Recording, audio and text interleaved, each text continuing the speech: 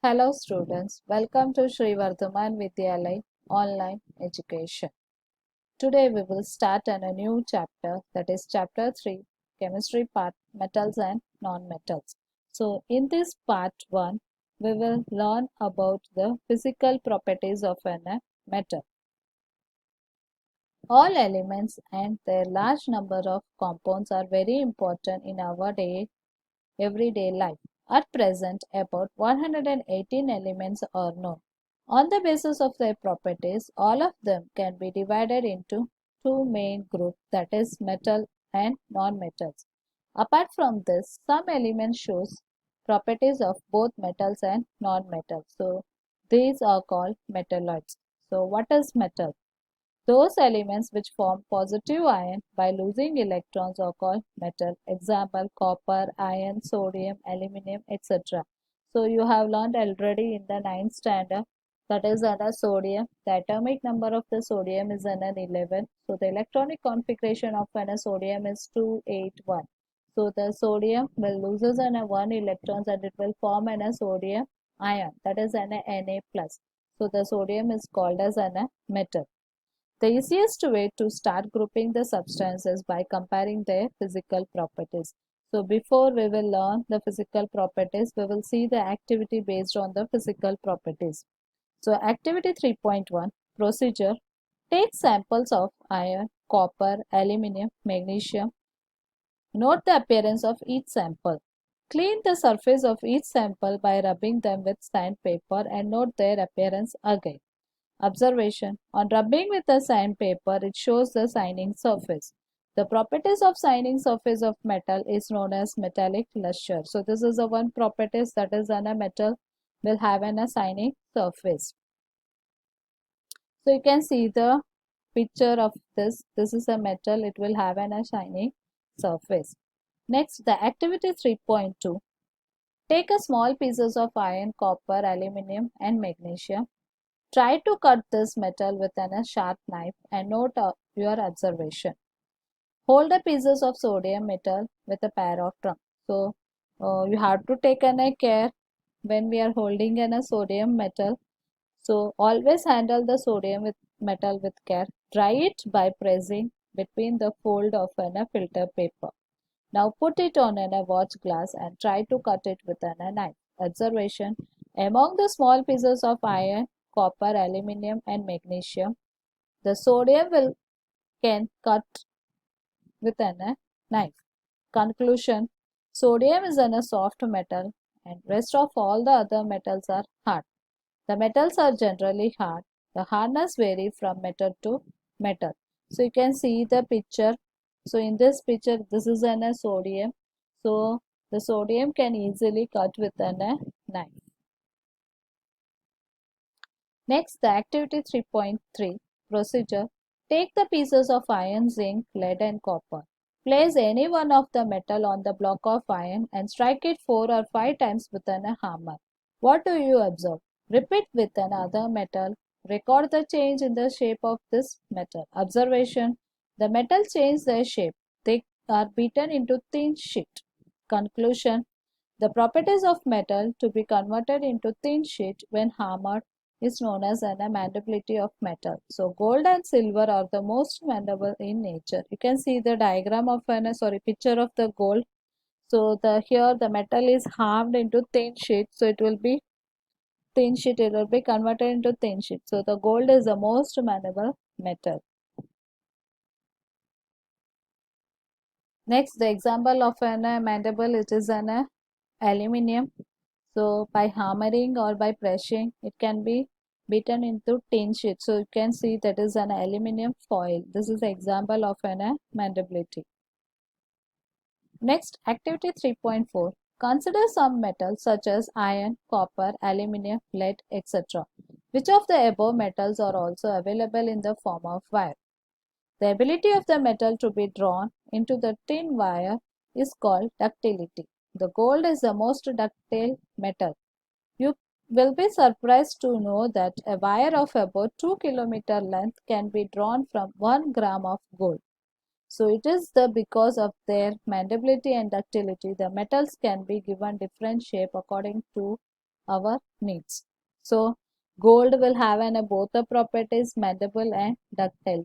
So due to this properties, the gold will be used in an ornament and will get in a different type of we can get in a different shape and design. So ductility, the most of the metals are ductile that we can made into a thin wire. Next other example, the copper wire, platinum wire and tungsten wire.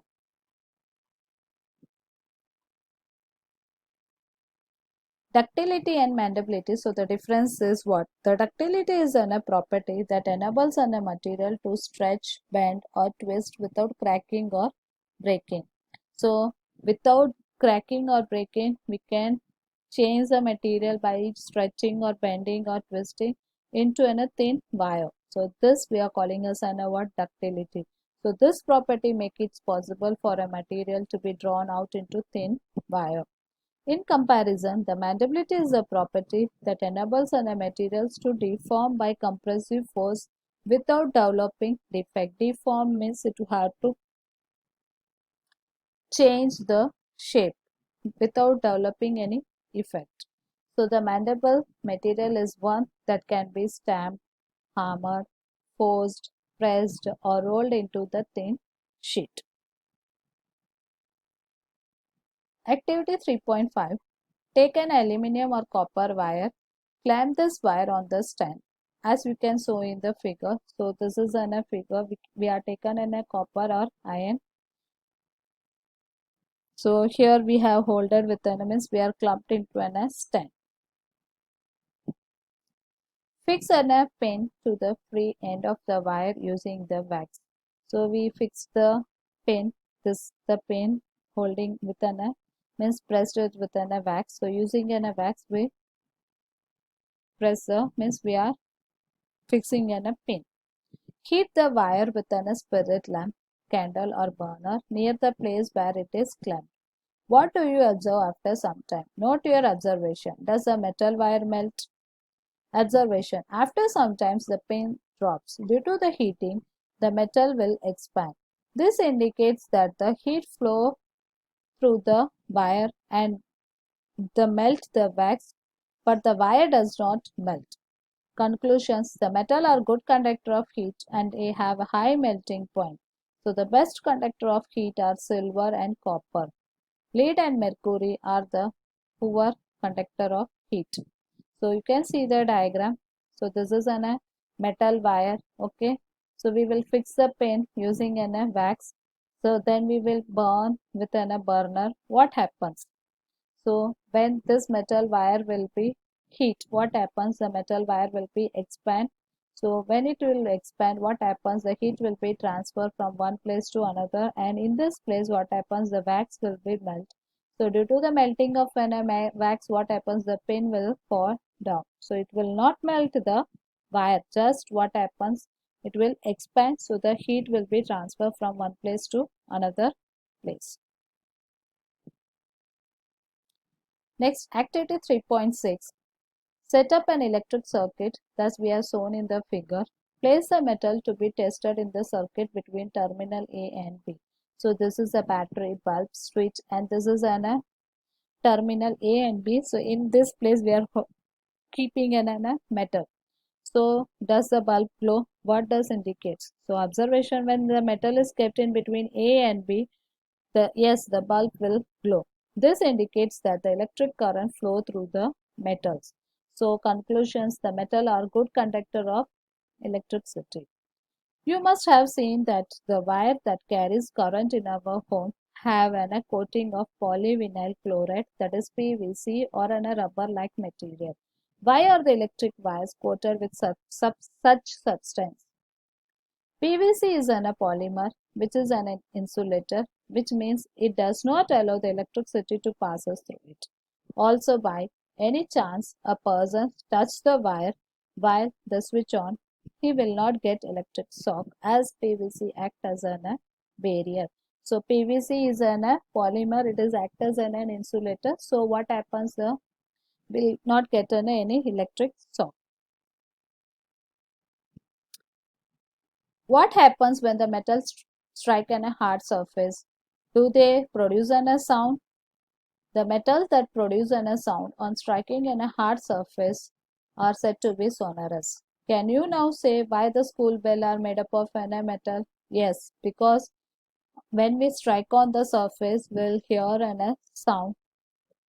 So, using the above activity, now we will see the physical properties of metals. First, the metallic luster. In a pure state, the metal have a bright shining surface. This property is called as metallic luster. Metals like gold, silver, platinum are known for their shining surface. Hardness. Most of the metals are hard. The hardness vary from metal to metal. Some alkaline metals like lithium, sodium, potassium are so soft that they can be easily cut with a knife. Ductility. The metals are generally ductile. It is a property due to which a metal can be drawn into wire. So gold is the most ductile metal. Mendability. Most of the metals are mendable. It is a properties of the metal due to which it can be beaten into thin sheet. Example, gold and silver are the most mendable metals. Electrical conductivity. Most of the metals are good conductor of electricity in the solid state. However, the conductivity may vary from metal to metal. The conductions of electricity occur due to the flow of free electrons present in the metal. Good conductor of heat. Generally, the metals are good conductor of heat except lead and mercury, which are the poor conductor of heat. Metal like copper and silver are the best conductor of heat. Next, the melting point and boiling point. Metals generally have high melting point and boiling point. The tungsten has highest melting point among the metal, while the gallium and cesium have very low melting point. These two metals will melt even if we kept them on our palm. So gallium and cesium will have a low melting point. Even if we keep them on our palm, it will melt easily. Next, sonority. The metal that produce a sound on striking on a hard surface are said to be sonorous. Using this property, the school bell are made up of a metal.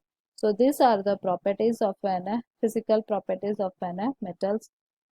So that we have learned using an activity. Hope you all are understood this one.